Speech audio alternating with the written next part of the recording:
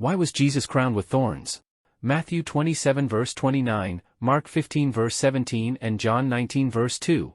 After being cruelly and cowardly whipped, as part of the shame and mockery suffered by the Son of God, the soldiers wove a crown of thorns and placed it on Jesus' head and dressed him in a purple cloak. They came to him and said, "Hail, King of the Jews!" And they slapped him. Professor A. W. Pink wrote, Christ was about to make atonement for sin, therefore, sin must be revealed in all its greatness.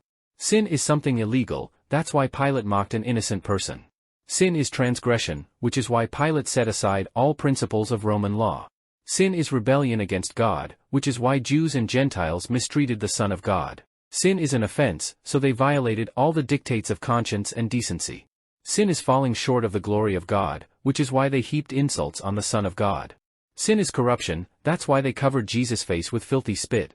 The hands of the Lord granted healing. The hands of the people struck, the voice of the Lord spoke words of joy, they insulted him. His holy soul overflowed with love and mercy, they were full of bitterness, murder and contempt. Notice in John's narrative that there is no mention of Jesus tearing the crown from his head, no scene of him letting the purple robe slip from his shoulders and fall to the ground.